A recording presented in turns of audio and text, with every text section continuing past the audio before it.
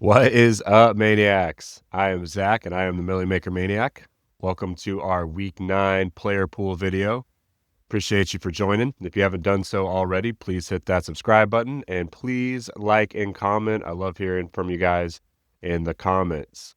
So in this video, each week I break down which players are in my player pool, who I'll really be leaning on, who are my core plays, and give you an idea of how I'm going to attack it to try to take down the Millie. So we'll go position by position, and then we'll come back and we'll look at these game stacks and other offensive stacks that I like this week, and we'll talk through the strategies there. But for now, we'll start with quarterback. Got it pretty narrowed down this week. Previous weeks, I've played like the majority of quarterbacks. Really, I'm going to lean into this group here pretty heavily and then just sprinkle these guys in. Out of this group, Josh Allen and Caleb Williams will probably have the closer to that 10 lineup number, probably somewhere in that 8 range. Purdy, I'll mix in a little bit too, but for the most part, the majority of these guys are going to be around 2 lineups for me. And then I'm not playing quite a few guys this week. Bryce Young, CJ Stroud, JJ McCarthy, Michael Penix, Geno Smith, Cam Ward, Tyler Shuck. Not playing any of those guys this week. So let's talk about the guys that are in the core, the guys that are going to help us win that Millie. So one of the things we have to look at this week is pricing. DraftKings done a very good job this week. I would say the best of any of the weeks, making it hard to build lineups that feel good. There's some spots that are going to feel weak in every single lineup this week. So spending up at quarterback does feel tough. Allen and Mahomes are the 2 most expensive quarterbacks. Obviously, that's the marquee game of the week, definitely during the main slate. Anytime the Bills play the Chiefs, it's going to be a very entertaining game and has the potential to be a shootout. I think what the Bills are going to try to do in that game is they're going to try to establish the run and try to keep Patrick Mahomes off the field. That's the script that they want to have. So to me, if they are able to run the script that they want to run, then James Cook is going to be the better play. But we all know that there could be plenty of scenarios, especially if the Chiefs get out to an early 14-0 lead, that they go into the mode where they're just relying on Josh Allen to be Superman. So that's why I'll probably build around 8 or so lineups with Allen. It's a little bit harder to stack. But for him to be the correct quarterback, he needs to be QB1 and be QB1 by a good chunk at this price point.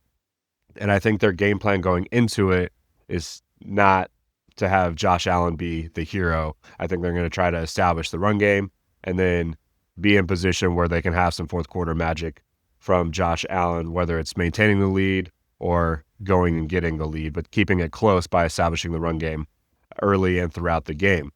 Obviously, there's plenty of game scripts where that might not happen. In those scripts, that's where Allen really goes off. And then we would want Allen with the comeback of guys like Rashee Rice and some of the other receivers and pass catchers for the Chiefs. Mahomes, I think, has a much better straight line shot at being QB1 this week, and he could be QB1 by a mile. This Bills defense is very bad. I think this is an opportunity for the Chiefs to establish and make another statement about them being probably the cream of the crop in the whole entire league and definitely in the AFC if they have a commanding win this week. Mahomes has looked really good. Since Rashee Rice has been back, they've looked pretty much unstoppable. And he's been moving on the ground a lot more this year as well. So he's back to being a QB1 in fantasy. Last year and a half, almost 2 years, they've been playing more passive football where they've been just staying in it until late in games when Mahomes can do some crazy stuff late in games, but they just didn't have the weapons around him the last couple of years for him to really be an elite fantasy option. That is no longer the case. So we're going to attack that this week.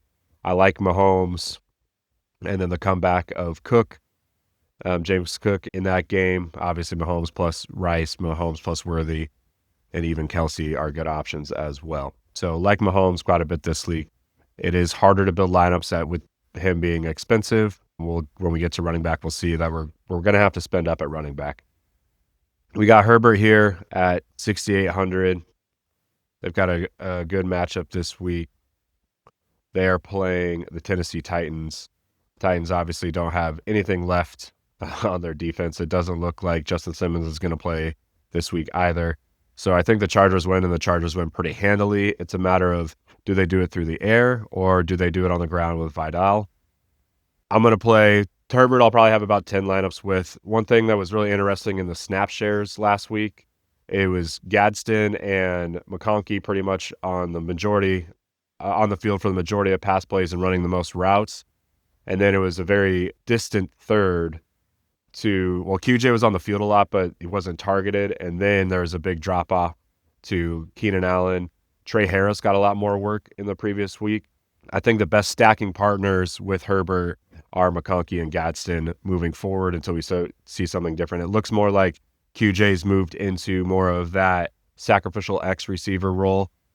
That should lead to, he'll have some boom games here and there because he will get behind the defense and have those long touchdowns, but he was still having drop issues. And I think Gadsden's kind of filled that role that QJ was in earlier in the year with a lot of those like drag routes and stuff breaking across the middle of the field.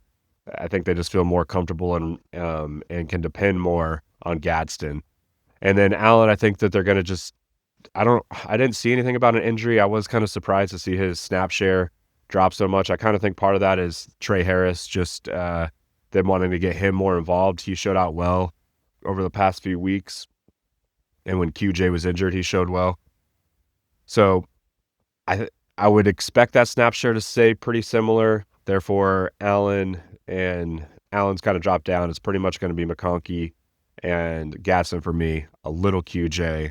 And then Trey Harris is actually an interesting punt play. We'll get to that when we get to the receivers.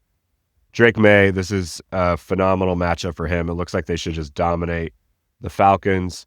Their run game hasn't done much at all this year. This just looks like a spot for him to blow up, and his stacking partners are cheap as well. We got Diggs at 5,700. We got Butte, who is my favorite one, at 5,000. And then we got Henry at 3,700. So easy to stack, playing like an MVP. And I like that 6,500 compared to 7,100 and 7,300 for Mahomes. May is going to be a guy that I probably end up with maybe even more than those 15 lineups. He is the guy that I definitely feel like can win a Milly Maker this week. That Daniel Jones, this game is very intriguing to me. When we get to the stacks, you'll see this is my favorite game stack. This is the Steelers and the Colts going at it. The Colts defense isn't good. They've had a pretty easy schedule this far into the year, but that is about to change, and that starts this week against the Steelers. Aaron Rodgers has played well. They definitely need another piece, but one thing that I've noticed is that they're starting to get Roman Wilson involved. This is actually more involved with Aaron Rodgers down here. But the reason I bring it up with Jones is because I think the Steelers are going to be able to move the ball effectively and score points, which should push this Colts team a little bit more than what they've been pushed in the past. I think that sets up well for Daniel Jones to have a good game. If he gets a 3 or 4 touchdown game, that is really going to kill everybody that's going after Taylor at 9,800. For Taylor to pay off that 9,800, he really does need to have 3 TDs. So I think there's plenty of scenarios where Jones goes off. And I also saw a massive advantage for Tyler Warren here against these linebackers. The Steelers are 22nd against the tight ends. And really, they haven't had like a matchup against a really good tight end. To me, it just feels like this is a smash spot for Tyler Warren. He is more expensive now, but that would be the top stacking partner I'd be interested in with Jones, followed by Pittman, then Pierce, then Downs. Those guys are all attractive prices. So if we build these Daniel Jones lineups, we can save a lot of salary. And if they hit, it's going to be contrarian to the field, and it'll allow us to spend up at other spots because we can save some money with Downs or Pierce if those guys are in that lineup, if they hit. I like Jordan Love a lot. It's a good matchup. The one thing that we've seen about the Packers is if they're not pushed, they're not passing the ball. Basically, it needs to be a back and forth game for Jordan Love to have a high total.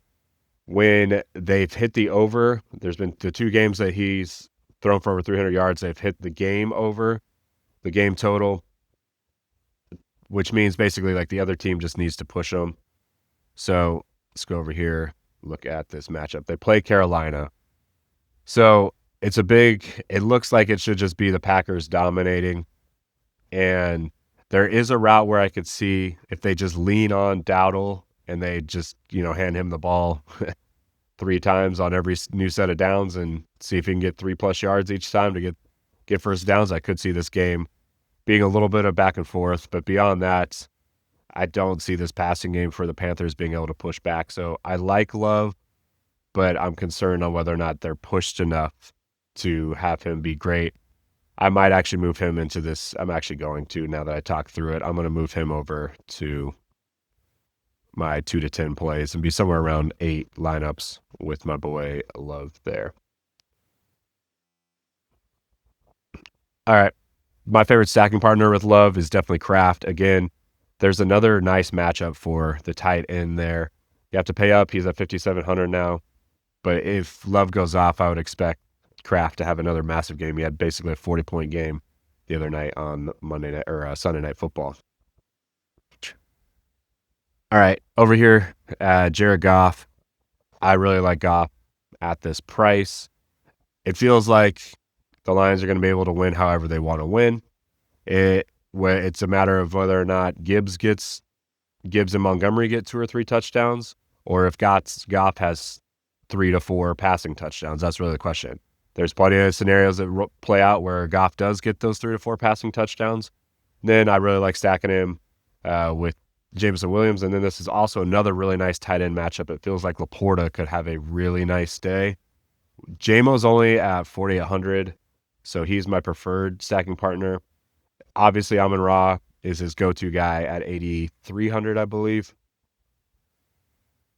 And he is the most likely to have a big game. But at 8,300, I'm pretty much only going to play him with Goff. Actually, I am only going to play him with Goff because if he has a big enough game where you have to have Amon-Ra St. Brown, he's going to bring Goff along with him. Goff will be a usable quarterback to win the Milly Maker if Amon-Ra has a game that's like a big outlier and you had to have him at his price point. Yeah, like Goff here, it just feels like they're going to dominate that game.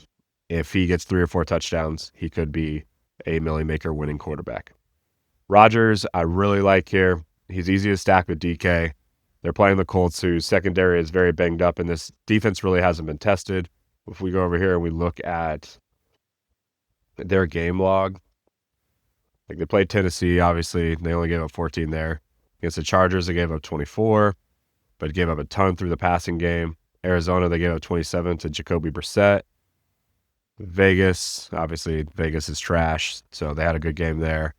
The Rams, they gave up 27. They gave up 20 to Tennessee, 29 to Denver. So anytime they've played a decent offense or a decent team, they've given up a good amount of points, and they've got, with Javarius Ward out, they are just not as good of a defense as they are with him. Because of that, I'm really into Rodgers. I also am really into Roman Wilson at, I think, 3,300 for Roman Wilson. He's been getting more snaps, and he had 5 targets last week, got in the end zone. Just think he's a really good value. We're going to need some punt plays, and I think the majority of our punt plays are going to be coming from wide receiver this week. So like Rodgers to DK, DK Metcalf's at 5,500. I think this is going to be a back and forth game, and I like Rodgers to have a vintage Rodgers game with 3 or 4 touchdowns, and this being a back and forth affair. Then Jackson Dart, he's going to be very popular playing the 49ers who just don't have any guys left. I watched some film on Dart today, and he's an exciting player. He seems to move around in the pocket pretty well. He plays very confidently. When he has made mistakes, it hasn't phased him. He gets right back in there. He does make some bad throws under pressure, he tries to do too much. So I could see him turn over the ball, but this week against the 49ers, I think it's going to be a back and forth affair, especially if Purdy plays. It's one of my favorite game stacks of the week. So Dart to Wan'Dale Robinson, Dart to Darius Slayton, and Theo Johnson are my favorite stacks with Dart. Bo Nix, I'm worried about. I'm only going to do 2 lineups. Obviously, he was QB1 last week, but they were playing the Cowboys. and I think I could put up 20 fantasy points up against the Cowboys, so I'm not gonna look too much into that. I went back and I watched some of the film from the, Giants game against the Broncos versus the Giants there, where they didn't score anything until the fourth quarter, and even in that fourth quarter, they just really it was crazy lucky what they did. Like, he when he makes confident throws, like when it's a three-step drop, puts his back foot in the ground and rips it, he's a very good quarterback. But when he gets indecisive or he gets under pressure, he makes bad choices. And I think this week against the Houston Texans, he's probably going to face more pressure than what he's faced all year. I think there's a decent chance he turns over the ball. And I just don't see the upside of him having like a 30-point game. And that's what we need in the Milly Maker to take it down. So that's why I'm low on him. Stafford, they play the Saints. I honestly think that there's just going to be a lack of volume in this game. I think there's a really good chance that the starters are out of the game in the third quarter. I think they're just going to dominate this game start to finish. So I don't see a scenario where he needs to throw 2 or 3 or 3 to 4 touchdowns. Probably throw a couple early, and I think Puka will have a solid game, but I don't think he's going to pay off his price. So I'll build a few where stacks with Puka. If Puka scores enough points that you have to have him, that he's going to bring Stafford along with him. So I'll primarily just have a couple of those stacks, but beyond that, I'm not going to play him. Where I talked about Love, Caleb Williams, they play the Bengals. Williams hasn't been great this year, but I do think this is a spot for them to bounce back. He'll definitely be around my 8 lineup mark, 8 to 10 lineups with Williams. Just anybody playing the Bengals is apt to go off for a lot of points.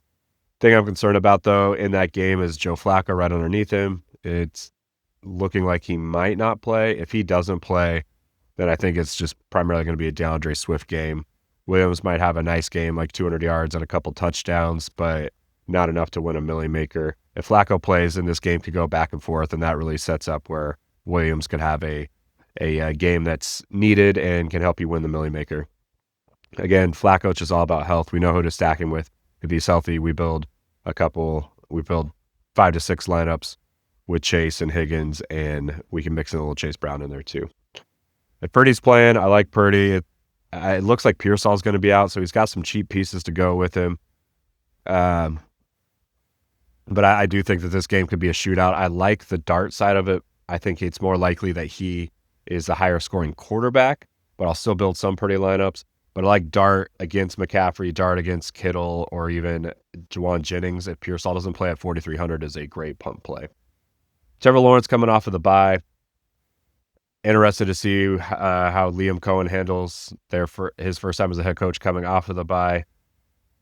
They got a good matchup against the Raiders.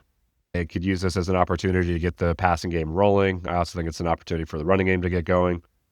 The value I like the most out of this game is Travis Hunter at 4,700.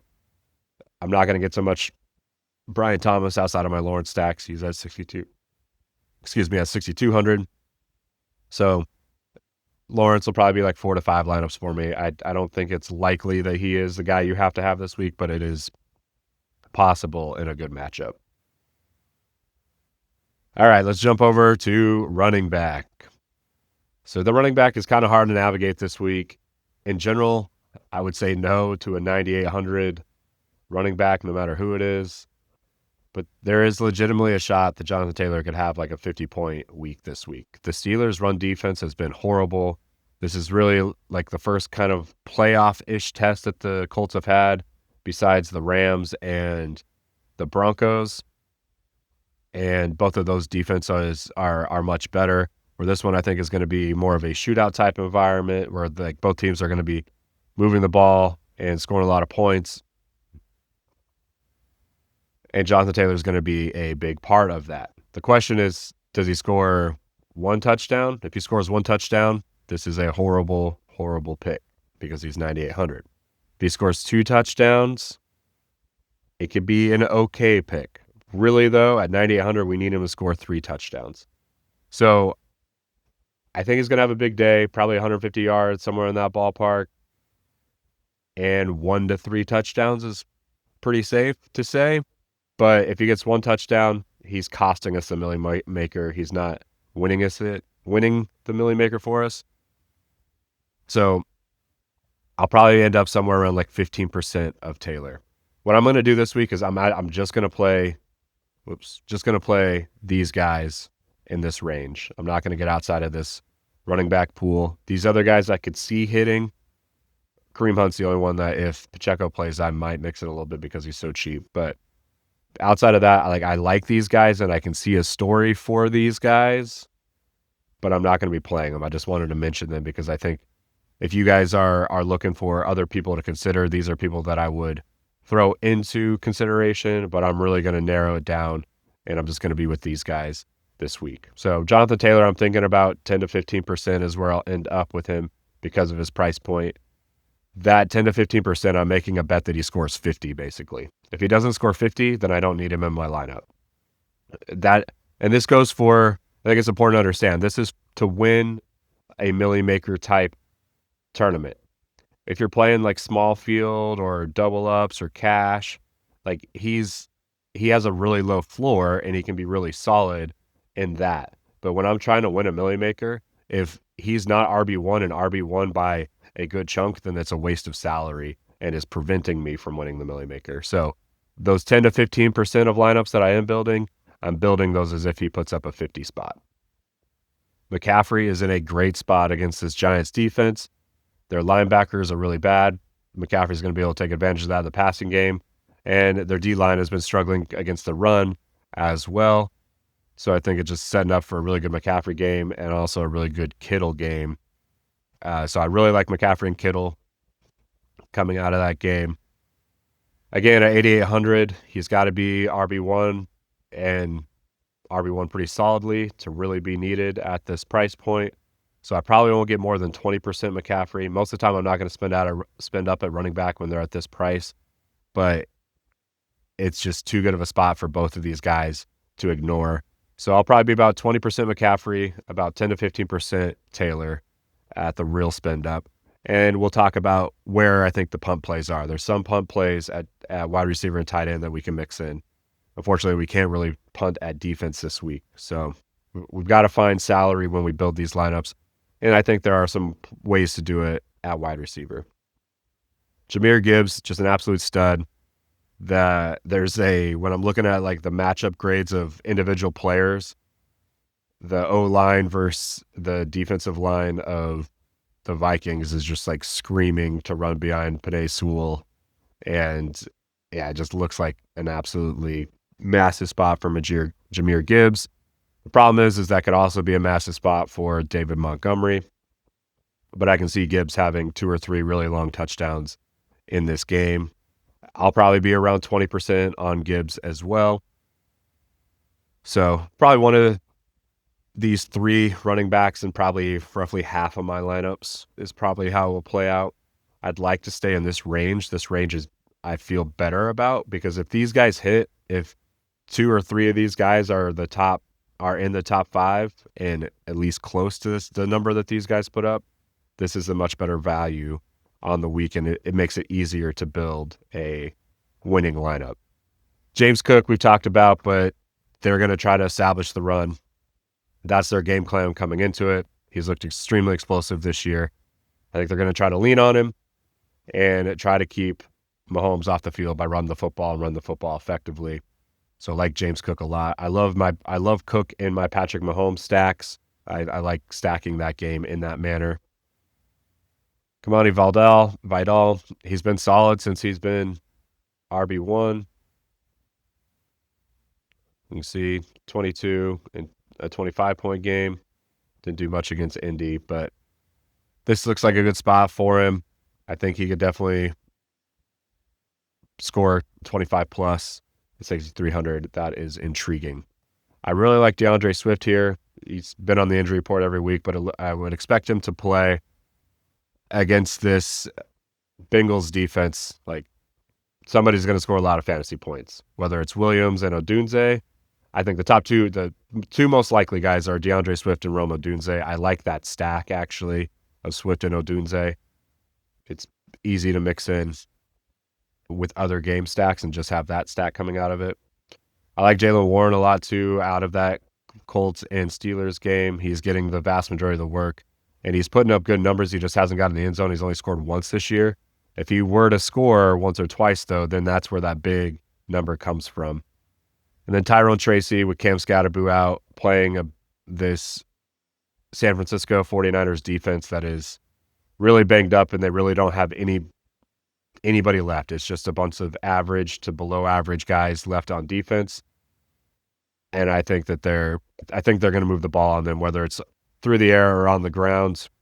I think there's a high likelihood of a lot of points in that game. So I like Tracy a lot. Probably will be pretty even ownership on all of these guys. Cook is probably my favorite. I really like Gibbs too.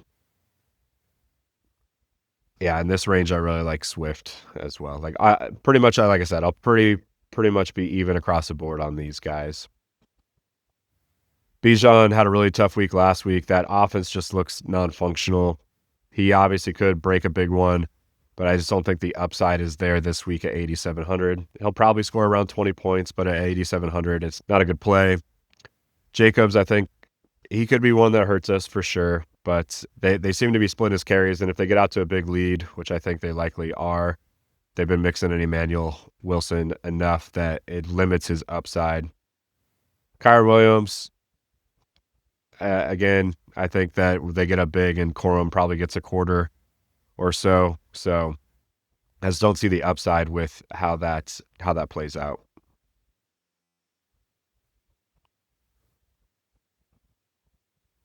Chase Brown, very dependent on Flacco. If Flacco's not playing, I would definitely not play him. It looks like a tough matchup, honestly, but with Flacco moving the ball, like they're going to be in scoring range, and he could get a touchdown or two, and also catch the ball in the backfield as well. Dowdle, I could see a scenario in which he gets 30 carries and they actually make this Packers game intriguing. I'm going to play him in a couple of my love stacks, but beyond that, I'm not going to play him. Travis Etienne is a really good matchup against the Raiders. But the question is how much is he going to split carries? I don't think he's going to split carries too much with Tootin, but it's kind of hard to say coming out of the bye. We might see that post-bye rookie bump from Bashal Tootin. But if we knew Etienne was getting 20 carries, I would really like him. He was in consideration for me to get moved over here for sure. Ramondre Stevenson, dealing with a toe injury, he might not play. If he doesn't play, then Travion Henderson becomes intriguing at 4,900 for sure. And then it's looking like Pacheco's not going to play. If Pacheco doesn't play, Kareem Hunt is in play at 4,700. I think more than likely what would happen is that they would just have more passing touchdowns, and that sets up better for Mahomes. But I could sprinkle in 5 or so Hunt lineups if Pacheco's out. All right, now let's get into wide receiver. Wide receiver, I am fading a lot of the expensive chalk. Obviously, all of these guys are capable of having huge games, but the way I'm playing it is if they have big games, big enough games where you have to have them, what I've seen from all my charting is basically 99% of the time when they have that game, they're bringing a quarterback along with them. So I will play these guys with their quarterbacks, but outside of that, I'm not going to play them, including Nico there as well.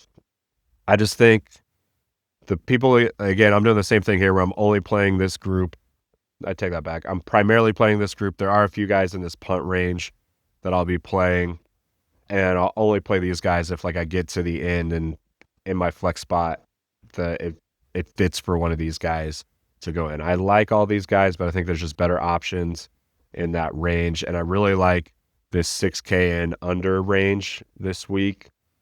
I feel like for the builds that you have to have, where for the most part you have to spend up at every position except wide receiver, that we're just going to need to figure out who is this person at 6K and under that's going to go off. I think I got some guys in here that fit the profile and could be top 5 at this lower price.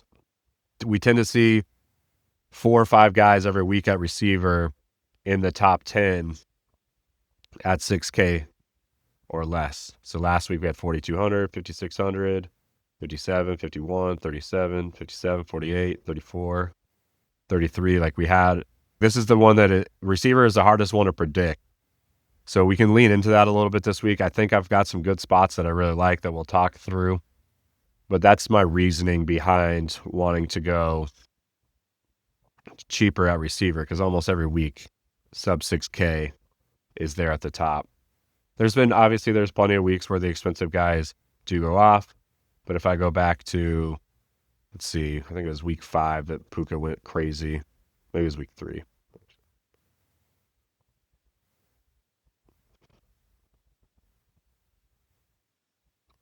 was a Trey Tucker week. But here's an example. Puka was 7,700, but wasn't needed. There were cheaper guys that we could have got to. Obviously, Trey Tucker at 3,400 was the one that week. 4. Yeah, here it is. So this is a week that Puka had the score you had to have, but what do you notice? He brings along his quarterback with him. So when I have spend up guys at receiver, I'm primarily only going to play them with the quarterback because generally speaking, there's a lot of guys that are cheaper that can go off and score similar points. And if they don't have that huge outlier game, if they do have the huge outlier game, they're going to bring the quarterback along with them. So that's how I'm going to attack that. Let's get back over here. So Rashee Rice, I just feel like his floor now is 20 points. He's going to get 12 to 15 targets every game. He's going to be hovering around the 100-yard mark. He's probably going to have 7 to 10 receptions in pretty much every game. He's likely to get a touchdown and probably 2. 7,600, he's just way too cheap still. So he will be in my player pool across the board. Rome, he's the go-to guy. He's by far the best receiver on that team.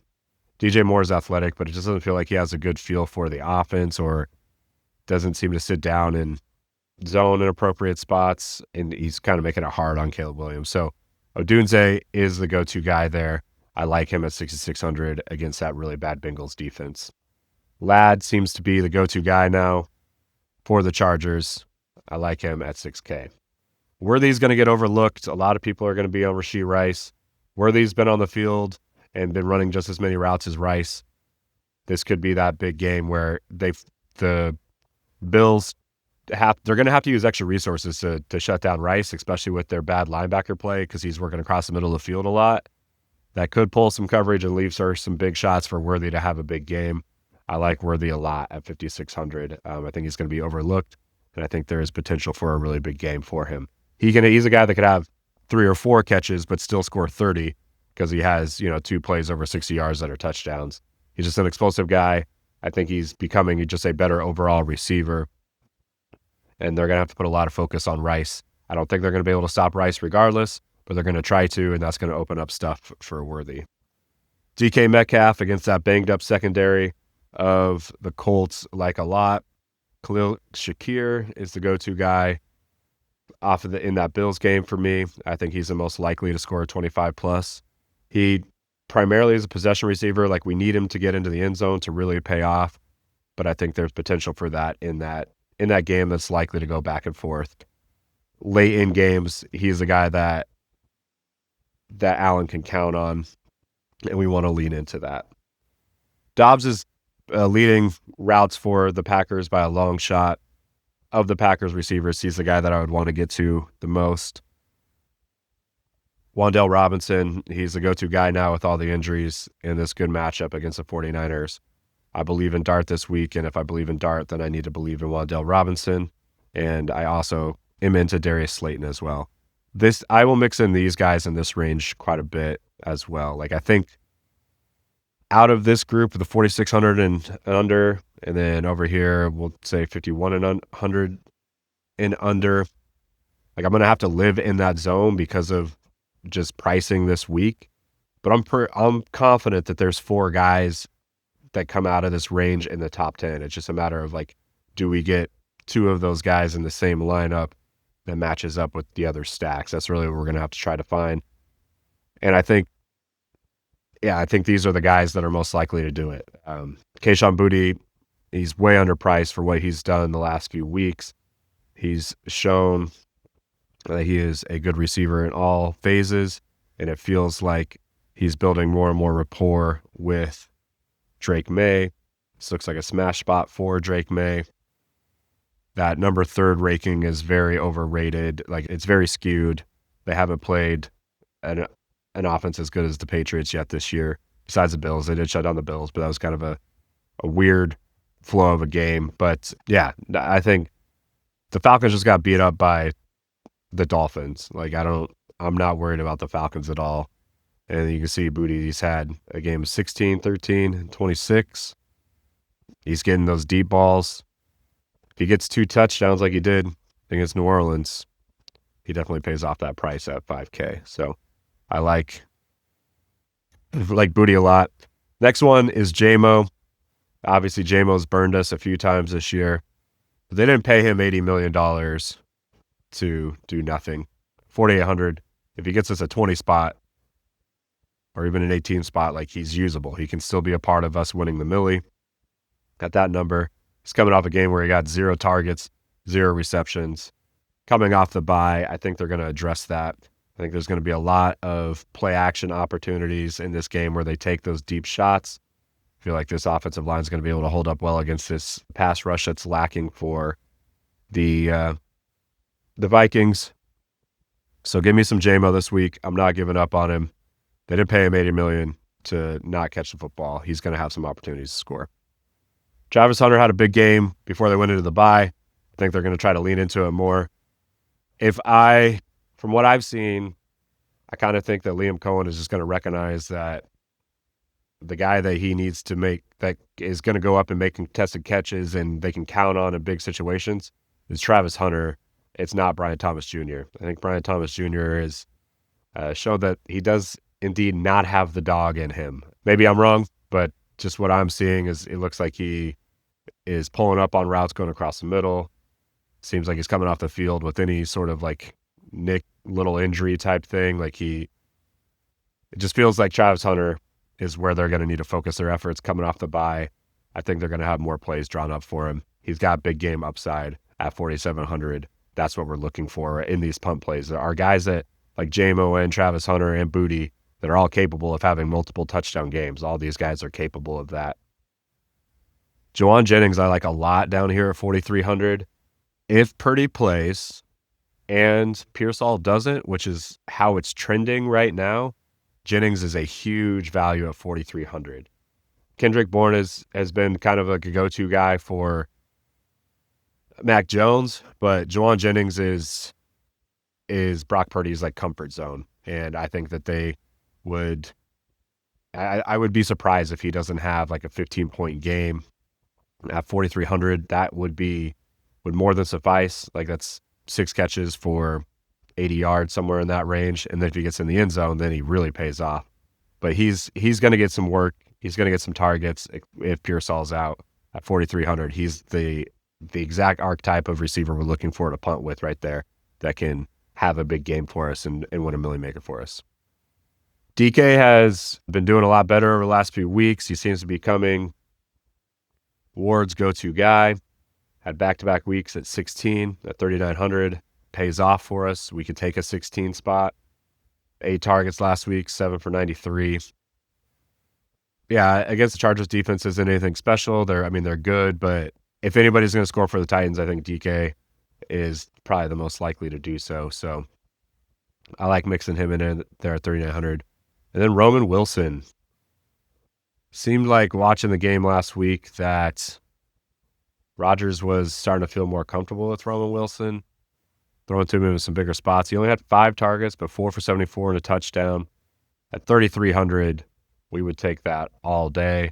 And this is a much better matchup than against Green Bay, against his Colts secondary. And to me, it sets up like he's going to have a pretty big day. So Roman Wilson is one of my favorite punt plays of the week and going to be pretty usable for us making lineups this week. Calvin Austin, he's 700 more. Had more targets last week, but he hasn't done anything with them all year. So, yeah, I guess he had 1 touchdown in week 1 against the Jets. But outside of that, not really seeing the upside with Austin. I am seeing some more upside with Wilson.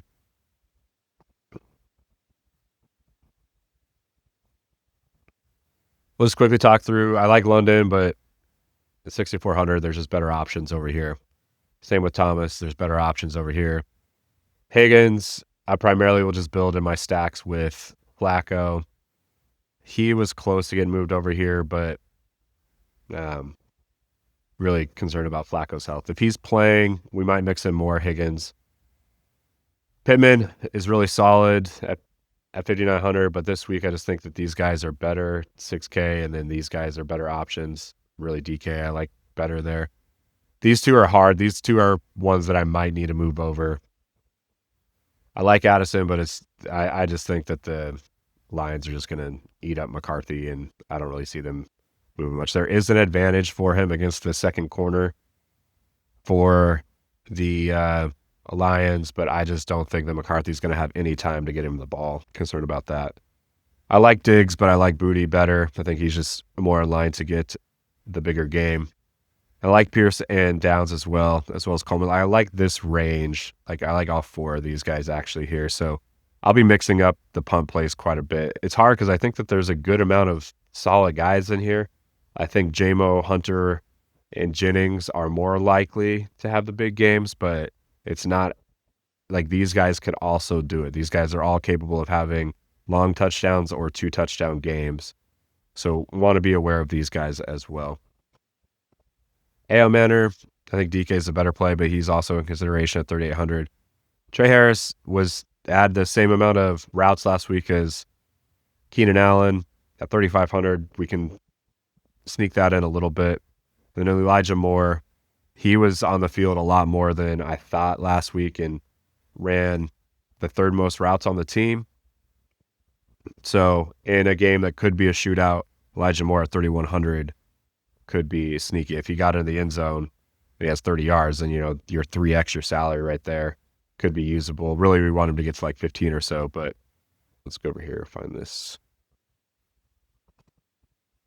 Yeah, so he had 4 targets last week, but he was on the field a decent amount. I mean, he hasn't done anything yet, but at 3,100 in a game environment that could go off, he's a deep punt play that could hit. Let's move on to tight end. Tight end is interesting to me. Normally, I don't want to pay up at tight end, but all 4 of these guys have really good matchups, and they're playing into their roles more where it looks like they're going to get more touches. Kittle, if Purdy comes back in, like against the Giants linebackers, like it looks like it's just setting up so well for him to just eat. Tyler Warren they haven't really been in a game where they've been pushed, but I think when they are in a game where they're pushed, that he would be the go-to guy, especially in the red zone. Gadsden's been an absolute beast. He's priced up as if he's a beast now, but still a great matchup for him again. So I like him a lot there. Kraft, I mean, he just came off of a 40-point game. We can't ignore that. Yeah, 36.3 points. And he looks like the best matchup of any of the pass catchers for the Packers this week against the Panthers. Yeah, I like and same thing with Laporta. Like Laporta definitely could score a touchdown this week. He's got 20-plus point potential. So it's hard. I don't really need/want to punt at tight end because we're paying up at the other positions for the most part. So I think we're just going to have to punt at wide receiver in a lot of cases because it feels like these guys are going to be the guys you need.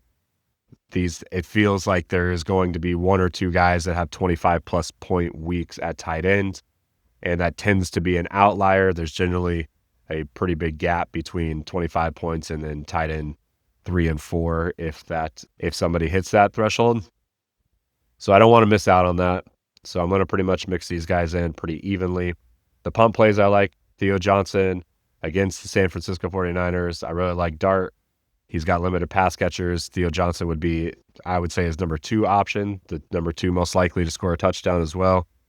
Beyond Wan'Dale. Actually, he's probably more likely than Wan'Dale to score a touchdown. It's because he's going to get more red zone looks. Let's look at his game log.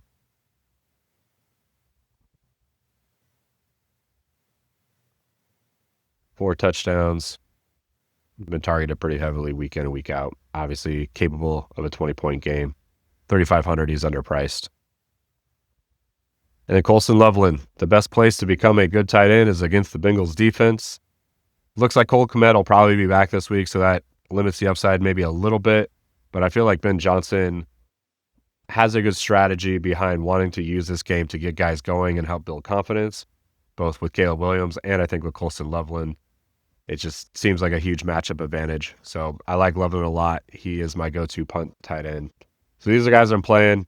Kelsey could have a good week as well, but I am much more interested in Rice and Worthy coming out of that. And Gunnar Helm has played pretty well as well. So those guys are I would consider. I'm fading Bowers. These guys are in better spots. I don't trust that Raiders offense. These guys are going to be in the red zone a lot. They're going to have shots to score touchdowns. I want to lean on these guys. I don't want to lean on Brock Bowers on a really bad offense in a tough matchup against the Jaguars. So that's what we're doing at tight end. At defense, again, we can't punt this week. I don't feel comfortable about anything below the Texans.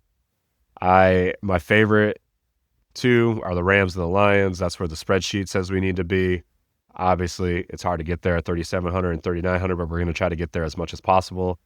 I really like this Broncos-Texans game to be an ugly game with a good amount of turnovers and a good amount of sacks.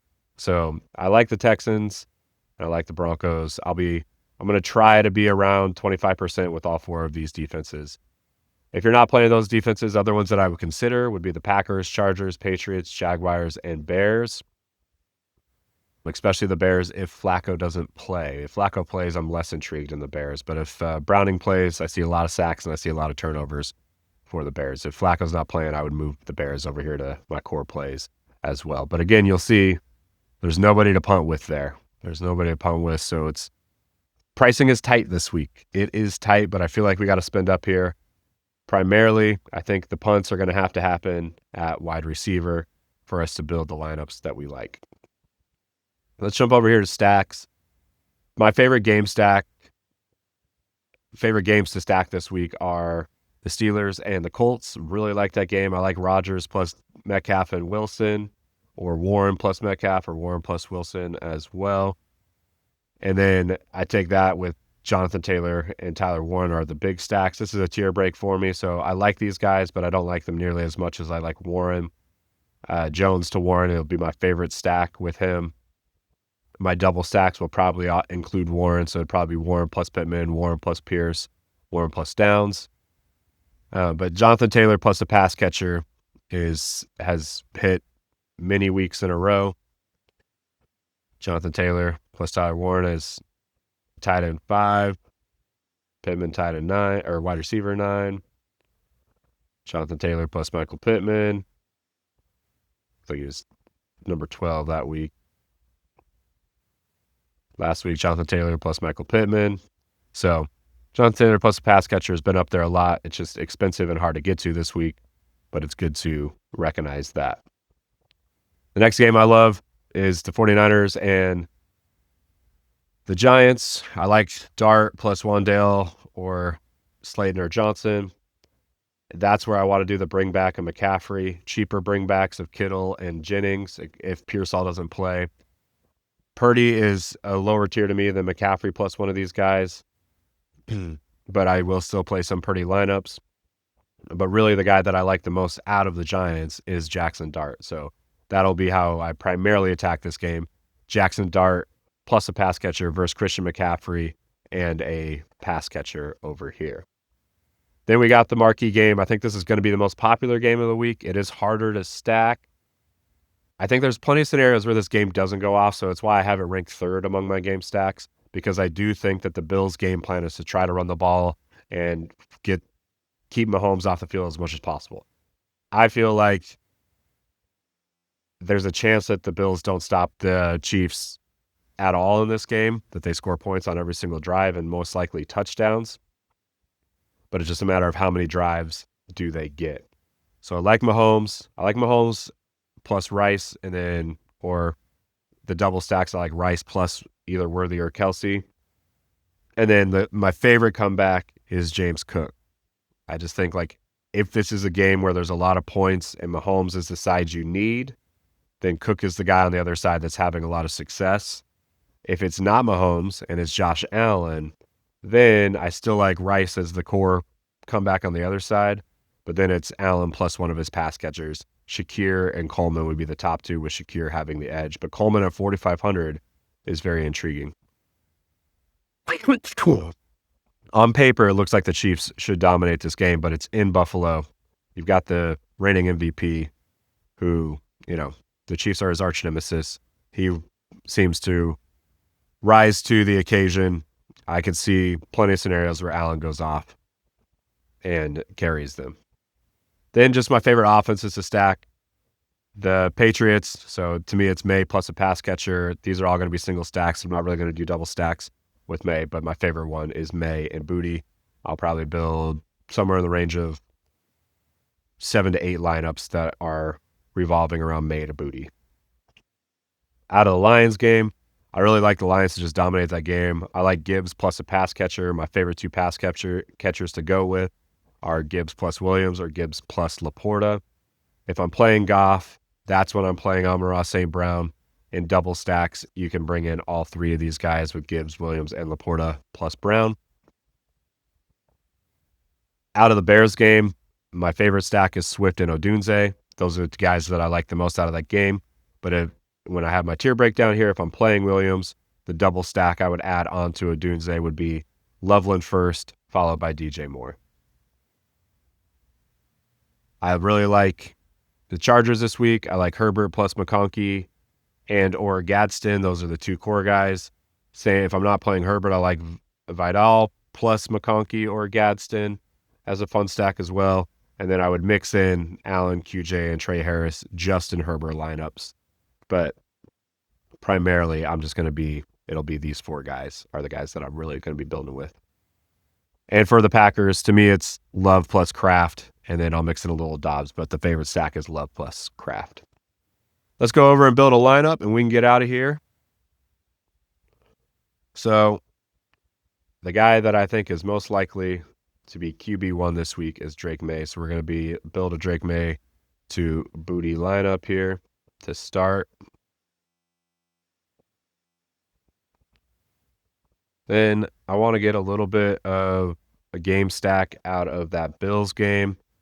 I'm going to do that as if it's Cook and Rice are the 2 highest scorers that come out of that game. The Bills establish a run. Cook scores a couple touchdowns. Rice scores a couple touchdowns as well. Somewhere in that range of 9 receptions for 130 yards and 2 TDs. That's what we're talking about for Rice. And then Cook were over 100 yards rushing and 2 TDs plus in this game in a back and forth affair. But the Bills' plan of trying to establish the run and keep Mahomes off the field is somewhat effective. But when Mahomes is on the field, he finds Rice and they score, and they score quickly is what I am anticipating is going to happen. Now, let's go to this Indy and pick game. So I really like we'll go Jonathan Taylor here. We'll say that this is the scenario where Jonathan Taylor scores 50. And then we'll go over here and get Warren. We're going to have to, I don't know if we can do that. We might have to skip out on that. Let's go ahead and we'll put the Texans defense in here. I don't know that I'm going to be able to get to Warren. Let's give it a shot, though. Let's see. Yeah, no, it's not going to work. We're not going to be able to build that. So it's going to have to just be Taylor. So we'll say that this is a game where Taylor gets 50 points in it. In the comeback, we're going to do our sneaky Roman Wilson in here at 3,300. Now, let's go at tight ends. I really like Kittle. I don't know what that's going to leave us. It's not going to leave us much. So we're going to have to go down here farther for this one. Let's go Laporta at 4,300. That leaves us 3,400. Let's go back over here. Who do we got in our wide receivers that we like at that range? We already used Wilson. So that might not be enough. So we're going to have to go down a little bit lower at tight end, it looks like. Let's go to Loveland. Get him in at 3,300. Actually, I do want to get a piece of that Giants game. So let's get it. Ooh, so close. We're so close. I was wanting to get Jawan Jennings in there. Just so hard. There's really nobody like defense, like we can't go any lower. Like we could just full punt and go to the Panthers, but I don't believe in that, to be honest. I think all these defenses are just going to get absolutely dominated this week. There's nobody in this range. Texans are by far the best value to me. I also see that we're in the flea flicker and not the Milly Maker, so don't worry. I'll put it in the Milly Maker once we finish with it. If we go down to Loveland, then we can go back and we can get Juwan Jennings at 4,300. I guess we could go Taylor plus a pass catcher and Downs. See what his injury is. He practiced fully today, so we're good there. We're going Jennings. Let's go Jennings. So there it is. Drake May is QB1. Brings along his pass catcher in Kayshon Boutte. Scores 2 touchdowns. James Cook puts the team on his back. Has 150 yards rushing. 2 touchdowns early in the game. But the Chiefs are unstoppable on offense, and Rashee Rice is the main guy in that. Scores a couple touchdowns, has 9+ receptions, over 100 yards receiving. Then Roman Wilson sneaks into the end zone twice, even though Jonathan Taylor scores 3 touchdowns for the Colts and puts up a 50 spot, the number that you had to have this week, and pays off his 9,800. While Pittsburgh is in comeback mode against this really bad secondary, Wilson has himself a career day, 100 yards and a TD, and pays off his price at a huge value at 3,300. Colson Loveland has his coming out party against the Bengals and their really bad defense against the tight end.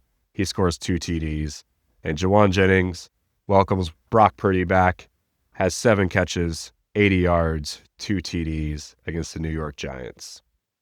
And in that game, Jackson Dart has a big day, but not as big as Drake May.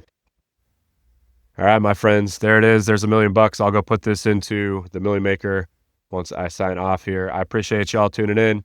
If you're interested in getting my player pool spreadsheet or getting my game-by-game breakdown spreadsheet, just shoot me an email at millymakermaniac@gmail.com, and I'm happy to share that with you.